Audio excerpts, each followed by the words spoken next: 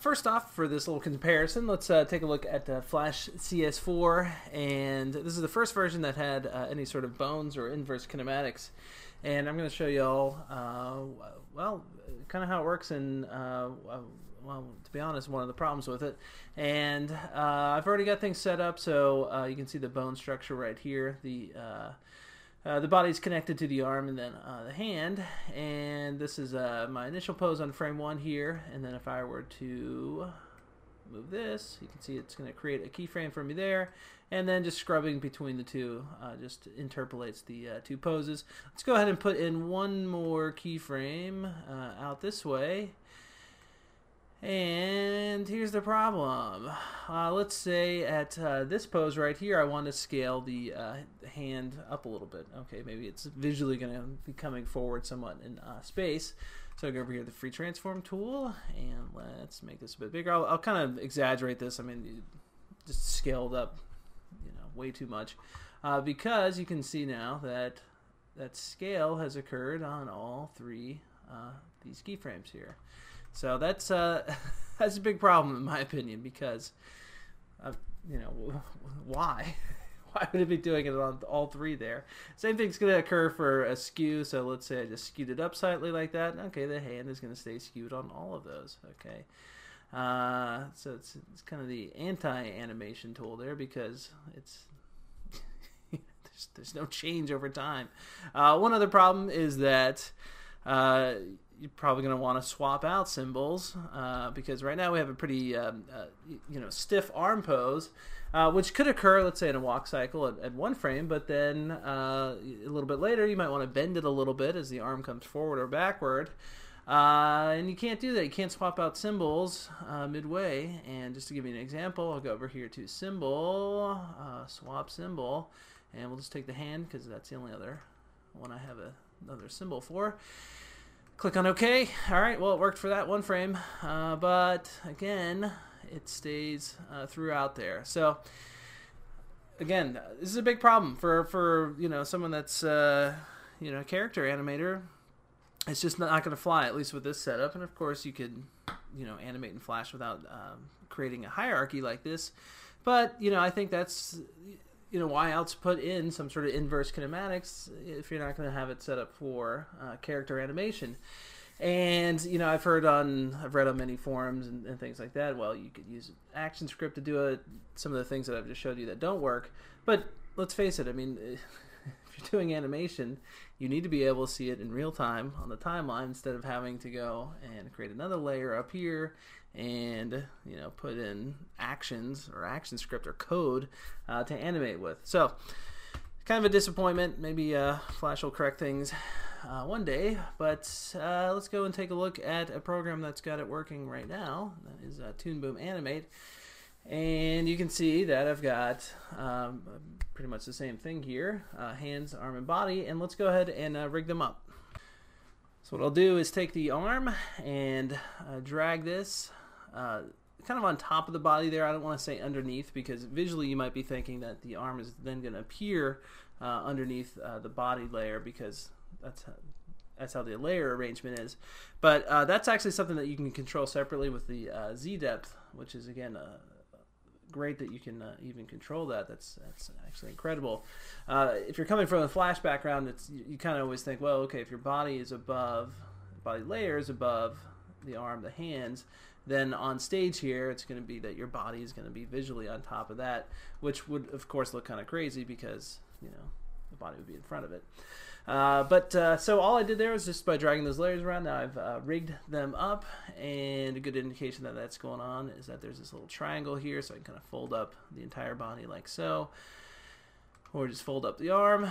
And you might be wondering, well, hey, how come things turn pink when you select them like that? And that's because it's showing me that this is the parent that I have selected, and then what's in yellow are the children in the hierarchy of that parent. So it's a good visual indication of what's going on, especially if you have like a really complex thing that you're animating. If I were to just to select on the arm here, you can see then that turns pink, and then just the hand is yellow. So there's some nice visual cues in there. And what we'll do is let's go ahead and give ourselves a few more frames to work with. Let me extend out actually this as well. And I'm just going to hit F5 to extend our exposure here. And let's take a look at drawing substitutions number 1, because I think actually that is one of the most important things that they have in here. What we'll do though is animate this just slightly. What I'll do is rotate the hands. Actually, let's rotate the arm first. So move that. You can see that just by rotating it. It's got my keyframe in there, and it's already plugging away at doing a motion tween. And let's rotate the hand as well. And by the way, you can scale these, of course, as you should be able to, and have that show up as well. All right, now let's say that halfway through here, I want the hand to no longer be in that pose, but to be kind of making like a grappling pose. And I can do that because I've already got some extra artwork inside of this symbol. Okay, so if I were to double click inside of it, you can see that there's 3 frames of artwork in here. Okay, let's come back over here to the main timeline. And you don't swap out symbols like you would in Flash to change out artwork. What you do is you go over here to your drawing substitution panel, and you got this nice little scroll bar to just scrub through all the artwork that is inside of that particular symbol. So I've just moved this to frame 3, and it's showing me the artwork that's on frame 3. And you're not actually making a keyframe on the timeline, because if you were making a keyframe, then it would be also keying your scaling, your position, and all that stuff. So they've totally separated out that type of change or pose change. And again, when you're animating, the more kind of separation of all the things, the better. So we've still got our motion tween occurring here, which is tweening a little bit of scaling. Maybe I can make this even bigger to kind of prove that fact. So it's scaling our rotation, our position, all that stuff. And then you get this little line right in the middle of the timeline there that's just indicating that that's where we made that pose change. So come back over here, then maybe move this again. You can see I get another little line there just showing me that I've made some visual change, made that drawing substitution. And yeah, that's kind of just the beauty of how that works. So let's see, let's take this, let's move the body at the same time. Oops, actually I'm sorry, I need to move it on a frame other than frame 1. Alright, so I can move that over there, and of course everything is moving along nicely with that. One other cool thing though, I just undid that, is that maybe in this case you wouldn't even want to have your body be the main catalyst for moving all these other parts. What you could do is select the body, then come over here and create a peg layer. Okay, so click on that, and what that'll be used for is kind of in a way almost grouping all of your stuff together, and then having that group be animated as well. And if you are coming from a Flash background, you could think of that almost like taking all your layers of animation and then putting them inside of a movie clip, and then keyframing the movie clip on the main timeline. But again, this is great because you can just keep everything right here. Visually you can see it, you can get to it very quickly. But now I've got this peg layer, so I could start or I could move it over here, move this guy over here, do whatever I need to do to it, scale it up. And then I've got everything accessible down below that. So let's also take a look at the Z depth, because that's fun to play with. So let's say this, well, let's actually suppose that this arm is going back some. So let me rotate it like so. And I do actually have some symbols I can swap out for this. There we go, that looks a bit better.